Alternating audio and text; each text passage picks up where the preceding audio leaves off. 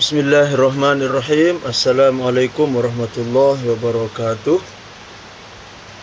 Selamat siang rekan-rekan para petani walet dimanapun berada. Semoga kita semua diberikan kesehatan oleh Allah Subhanahu wa Ta'ala, diberikan umur panjang, kemudian dimudahkan urusan-urusan kita. Rekan-rekan sekalian yang berbahagia, kembali lagi pada pertemuan kali ini kita akan membahas tentang papan sirip bermasalah, ya. Papan sirip yang bermasalah dan bagaimana solusinya nanti kita akan bahas sampai selesai, ya. Nah, ini kembali lagi bahwa saya mengutip dari artikel Dunia Walet yang ditulis pada tanggal 8 Mei tahun 2023. Mudah-mudahan apa yang saya sampaikan ini bermanfaat, khususnya bagi teman-teman yang mengalami permasalahan pada sirip gedung waletnya. Oleh karena itu, tonton video ini sampai selesai supaya tidak gagal paham. Baiklah rekan-rekan sekalian yang berbahagia, saya langsung saja bacakan. Suatu hari ada seorang member konsultasi. Koloni walet hanya masuk keluar gedung ketika pagi dan sore. Gedung sudah on 4 bulan. Ramai dikunjungi burung walet. Dikiranya sudah banyak burung walet yang menginap. Tapi ketika dicek hanya 2 ekor yang menginap di lantai bawah. Itu tampak dari kotoran walet di lantai. Banyak burung walet sudah masuk hingga nesting room, namun tak mau menginap. Setelah diselidiki, ternyata problemnya di papan sirip. Rekan-rekan sekalian yang berbahagia dimanapun berada, kenapa problem papan sirip bisa membuat walet tidak mau menginap, Pak Arif? Nah, ini pertanyaan member kepada Bapak konsultan, yaitu Bapak DRS Arif Budiman. Papan sirip adalah tempat burung walet menginap dan menempelkan air liurnya untuk membuat sarang. Hal ini tidak bisa dianggap remeh.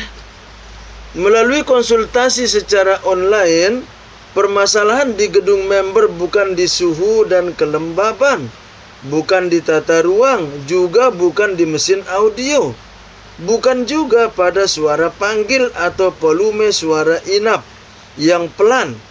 Semua settingan audio sudah tepat. Ternyata pada gedung member tersebut, papan siripnya yang bermasalah, sehingga bikin walet tak mau menginap. Mengapa? Karena papan sirip di gedung itu dipasang ketika belum benar-benar kering. Ini rekan-rekan sekalian, ya. Kalau mau masang sirip, biar dulu sampai kering, betul-betul kering, ya, supaya tidak bermasalah nih di kemudian hari. Tukang pemborong memasang papan sirip secara tergesa-gesa, mengejar target agar bangunan gedung walet segera selesai. Papan sirip yang belum kering terlanjur dipasang. Kayu papan sirip tadi masih basah dan ada bau kayu. Akibatnya burung walet tak mau hinggap dan membangun sarang di papan sirip tersebut. Yang dikhawatirkan lagi, papan setengah kering tersebut akan mudah tumbuh jamur dalam kondisi gedung yang lembab. Papan sirip yang berjamur membuat permukaan papan sirip jadi licin, juga berbau serta agak basah. Walet sulit menempel pada bidang yang basah. Walhasil, walet akan pindah ke papan sirip yang lain atau pindah ke gedung yang lain. Pada papan sirip yang terserang jamur, terdapat bercak berwarna hitam. Sebagian yang lain tampak ada bercak-bercak berwarna putih.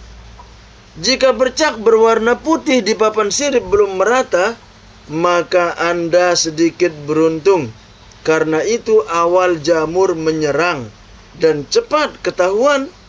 Ketika masih sedikit jamur yang muncul, maka papan tidak usah dilepas, tidak usah diganti. Papan cukup dibersihkan permukaannya dengan sikat kawat, dilap kain bersih, kemudian disemprot alkohol atau spiritus.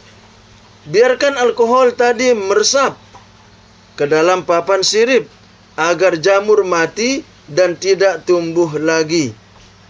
Masalah lain selain papan berbau dan berjamur, yakni papan sirip keropos. Papan sirip keropos dialami karena pemilihan papan yang tidak selektif. Papan sirip yang dipasang dibuat dari jenis kayu muda. Ketika dipasang secara tergesa tanpa dijemur, maka akan mudah berjamur dan lama-kelamaan kayu akan lapuk. Karena itu, jangan gunakan papan dari kayu muda. Jika papan sirip sudah keropos, tidak ada jalan lain kecuali harus mengganti dengan papan sirip yang baru. Dalam mengganti papan sirip yang bermasalah, baik keropos maupun yang dipenuhi banyak jamur, dilakukan secara bertahap. Misal, jarak antar papan sirip itu 40 cm. Maka pasanglah papan sirip baru di pertengahannya, sehingga jarak antara posisi sirip lama dengan sirip baru 20 cm saja. Setelah papan sirip baru terpasang, papan sirip yang keropos dilepas secara bertahap.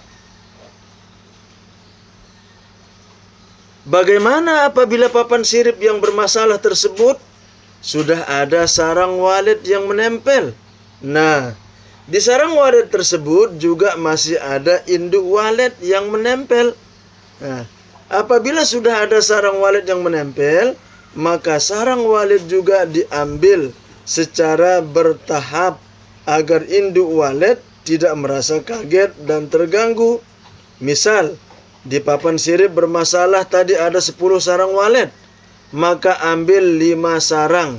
Meskipun 10 sarang itu sebenarnya sudah kosong, alias anaknya sudah terbang. Pada posisi bekas sarang yang sudah diambil tadi, lapislah papan dengan plastik atau sesuatu yang licin, agar induk walet pemilik sarang kesulitan membuat sarang kembali di papan tersebut. Selang 3 hari, ambil kembali 5 sarang walet yang tersisa. Lakukan hal serupa seperti sebelumnya, yaitu melapisi papan sirip yang akan diganti dengan plastik atau seng. Dengan cara tersebut, dijamin induk walet pemilik 10 sarang tidak akan kabur, melainkan hanya pindah ke papan sirip yang baru di sebelahnya atau ke papan sirip yang lain. Setelah itu, lepaslah papan sirip yang keropos tadi. Rekan-rekan sekalian, semoga penjelasan pemeliharaan papan sirip di atas dapat bermanfaat. Perhatikan dengan betul perihal papan sirip ini agar memudahkan walet menginap dan bersarang di gedung walet yang sudah Anda bangun. Rekan-rekan sekalian yang berbahagia, itulah permasalahan yang ada pada papan sirip, dan itulah solusi yang disampaikan melalui penjelasan beliau, yaitu konsultan DRS Arif Budiman. Semoga bermanfaat. Salam sukses buat petani walet. Saya cukupkan. Assalamualaikum warahmatullahi wabarakatuh.